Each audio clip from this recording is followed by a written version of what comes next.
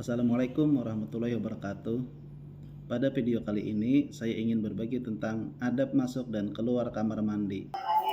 Di antara adab-adab ketika akan masuk kamar mandi adalah yang pertama, menutup kepala untuk menjaga rasa malu kepada Allah Subhanahu wa taala, kecuali jika dibutuhkan. Contoh, ketika akan mandi. Sayyidina Abu Bakar As-Siddiq radhiyallahu anhu berkata, "Ya ayuhan nas, istahyu minallah, fa inni la adhunnu idza ataitul khala ughatti ra'si istihyai mir rabbi." Yang artinya, wahai para manusia, malulah kalian kepada Allah, maka sesungguhnya aku selalu diam di bawah atap jika masuk ke kamar mandi dan menutup kepalaku karena rasa malu kepada Tuhanku. Hadis riwayat Abu Daud. Adab yang kedua, memakai sandal untuk menjaga kaki agar tidak terkena najis dan gangguan jin. Yang ketiga, membaca doa ketika akan masuk kamar mandi, yaitu Allahumma inni a'udzubika minal khubusi wal khaba'is. Berdasarkan sabda Rasulullah sallallahu alaihi wasallam, inna hadhil husyusha muhtadarun. Fa idza dakhala ahadukum falyaqul Allahumma inni a'udzubika minal khubusi wal khaba'is. Yang artinya, sesungguhnya kamar mandi ini adalah tempat yang selalu dihadiri jin dan setan. Maka jika salah seorang dari kalian akan masuk, maka bacalah Allahumma inni a'udzubika minal khubusi wal khaba'is. Yang keempat, tidak berbicara dalam kamar mandi kecuali jika ada uzur atau darurat. Yang kelima, tidak membaca Al-Quran atau zikir di dalam kamar mandi. Yang keenam, masuk kamar mandi dengan mendahulukan kaki kiri.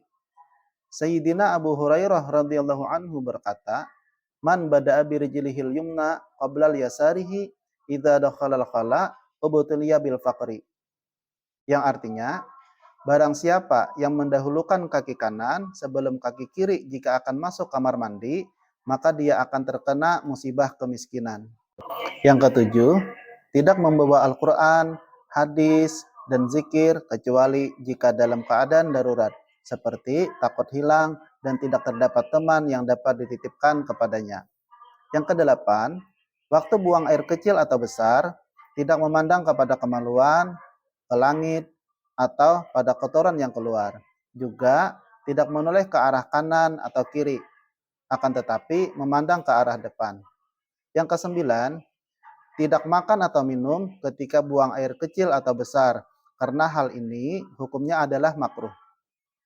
Yang kesepuluh, tidak buang air kecil di air yang tergenang, karena hukumnya adalah makruh jika air tersebut milik sendiri dan haram jika milik orang lain. Yang kesebelas, tidak menghadap ke arah kiblat atau membelakanginya tanpa penghalang ketika buang air kecil atau besar, karena hukumnya adalah haram jika di tanah lapang dan hukumnya boleh jika di kamar mandi.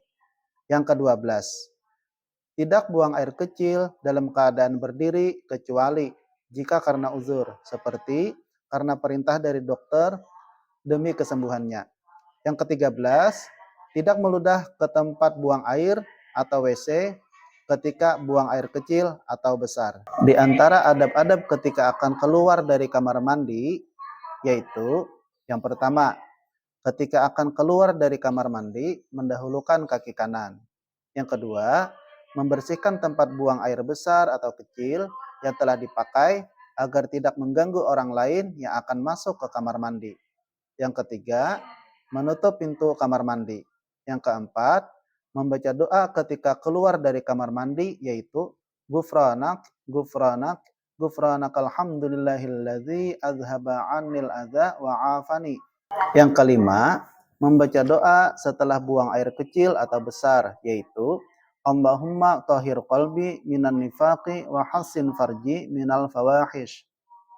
Yang keenam, berwudu di luar kamar mandi jika memungkinkan, supaya dapat membaca zikir tatkala berwudu.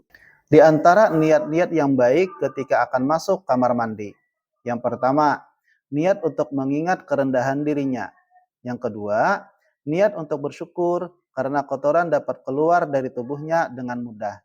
Yang ketiga, niat untuk melakukan sunnah-sunnah dan adab-adab masuk kamar mandi.